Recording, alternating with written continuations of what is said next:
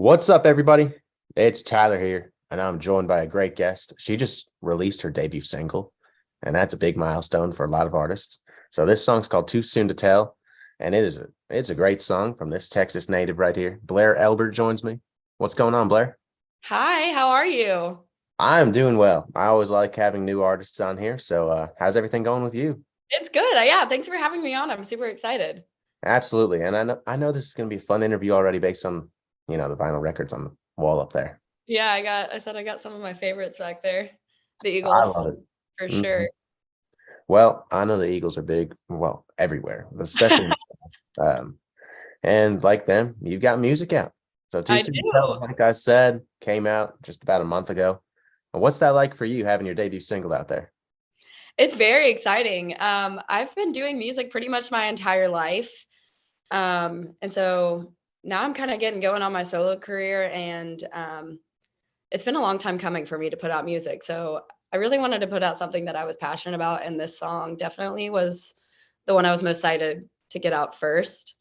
Um, So yeah, I'm super pumped. I'm super pumped to be out there as a new artist. Hey, well, now that you got that new song out there, for those who haven't heard it yet, what is Too Soon to Tell about? So too soon to tell. I wrote it with two of my good friends, Claire Carruthers and Alex Barnes, and I think I'd kind of recently gone through a breakup. So I knew I write about a lot of stuff pretty much my entire life or anyone else's that is around me. And so we wrote this song kind of about when you're going through a breakup, one of the hardest parts is telling the people, telling like your friends, your family, when you know it's coming to an end. So that's where it got the name Too Soon to Tell, because it's you're at that stage in your relationship where like, okay, I think this is coming to an end, unfortunately. So kind of just figuring out the right time to tell everyone else around you that, there's a breakup happening, which we all know sucks. So It does. It does. Well, not to go off topic like this, because that's a sore subject for a lot of people. But you're from Texas, like I was saying earlier. Uh, what's the adjustment been like for you going from Texas to Tennessee, as George Strait would say? I will say, when I first moved here is quite the adjustment. I'm from West Texas, Lubbock, which is very dry, very flat. And so originally that was kind of adjustment because we don't have many trees where I'm from. So even just like the scenery in Nashville, I was like, wow, what is going on?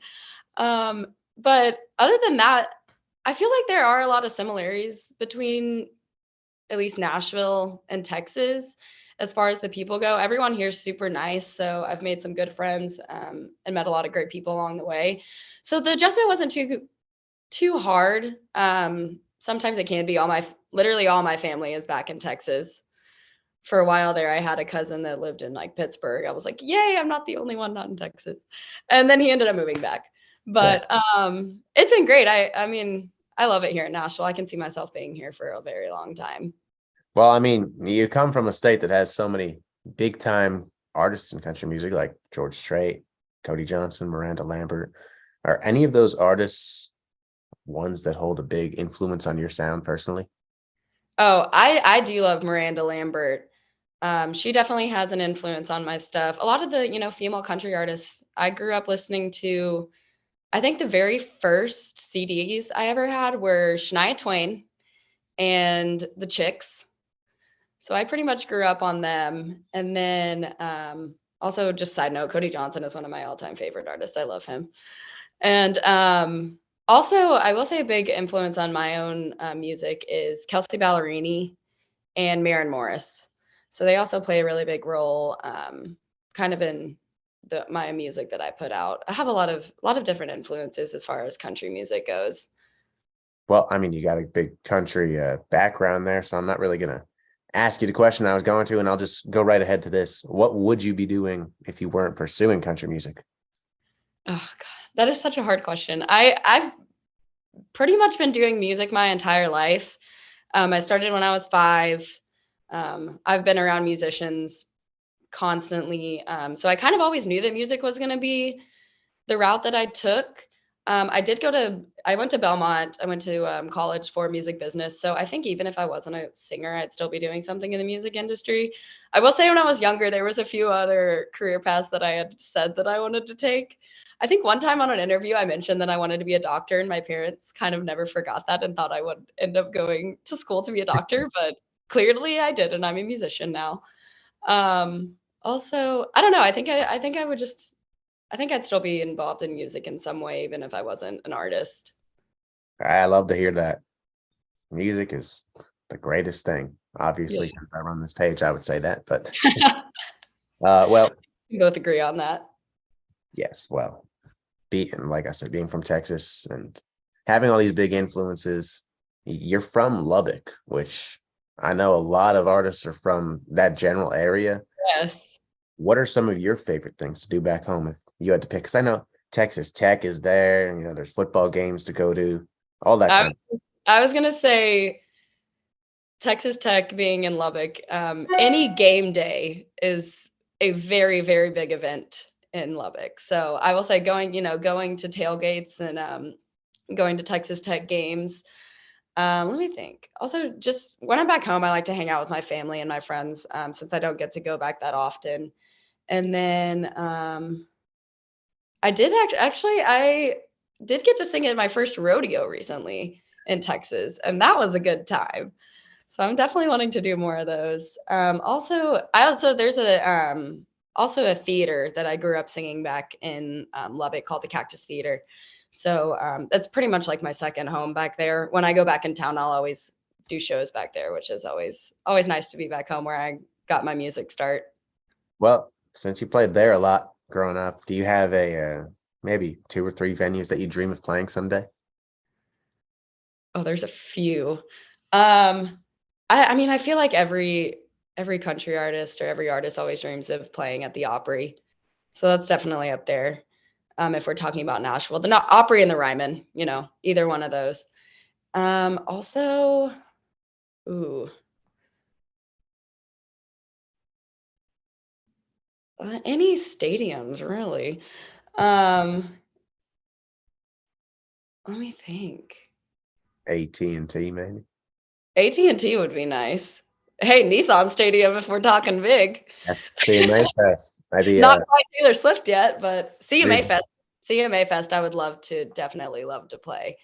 I'm up And on then I know the. Stagecoach was just going on, so I've added that to my list to make it out to play Stagecoach at some point. Well, someday you're going to be able to play full sets of just all of your original music. What does the rest of 2023 look like for you in terms of new music? So I have a few songs that are lined up to be released. My next one is coming out over the summer. It's a fun one. It's a summer bop. All my girlfriends really like it. They blast it in the car. They've gotten the sneak peek listen already. So that'll be coming out. I think I'm looking at June or July. Haven't quite locked down a date yet. And then I have another one that's going to be released in the fall as well. So we got the summer anthem and the football season song. Okay, Yeah, perfect. it's kind of a sadder breakup song, but I really love it.